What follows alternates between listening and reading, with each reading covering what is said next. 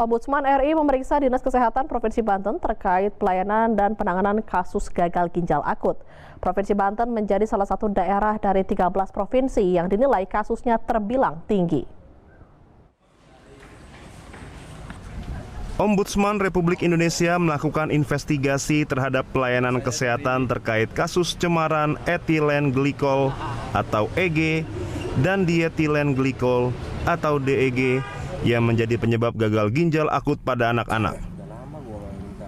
Anggota Ombudsman RI Robert Naendi Jaweng mendatangi Dinas Kesehatan Banten untuk melakukan pemeriksaan.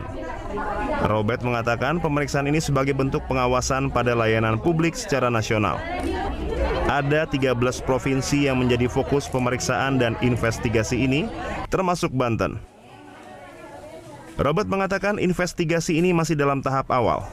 Namun Ombudsman sudah memeriksa pihak perusahaan farmasi, termasuk BPOM di daerah. Hasil sementara, Ombudsman RI melihat ada problem di sistem pengawasan pemerintah. Pengawasan ini khususnya terhadap perusahaan farmasi dan distribusinya.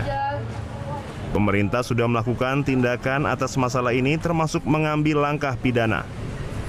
Upaya Ombudsman dalam investigasi ini untuk melihat apakah pemerintah melakukan pengawasan dan upaya lain yang memang sudah menjadi tugasnya. Sejauh mana langkah-langkah pemerintah sesungguhnya, respons maupun mitigasi atas risiko yang ada itu terhadap masalah yang sudah terjadi maupun juga terutama ke depan. Kita tidak ingin ini kemudian akan kembali berulang, akan kembali terjadi, dan antisipasi harus dilakukan oleh pihak pemerintah secara nasional, baik pemerintah pusat maupun pemerintah daerah.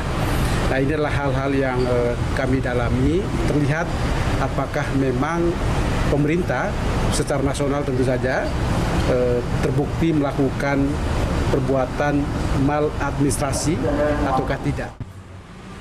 Sementara Kabid Sumber Daya Kesehatan dan Kefarmasian Dinkes Banten sekaligus Ketua Satgas Penanganan Gagal Ginjal Akut Banten Dendi mengklaim tidak ada temuan berarti dari pemeriksaan yang dilakukan Ombudsman, sebab yang dilakukan Dinas Kesehatan Banten telah sesuai dengan aturan yang dikeluarkan Kementerian Kesehatan.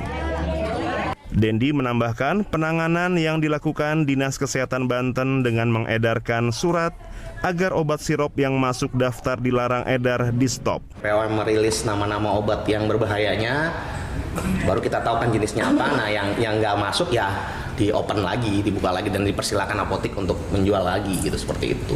Itu aja sih tadi yang ditanyakan seperti itu. Jadi kita hanya mengatakan PBF-nya laporan apa enggak sama kita gitu loh. PBF itu kan Persatuan Pedagang Besar Farmasi. Laporan nggak sih dia punya obat ini gitu.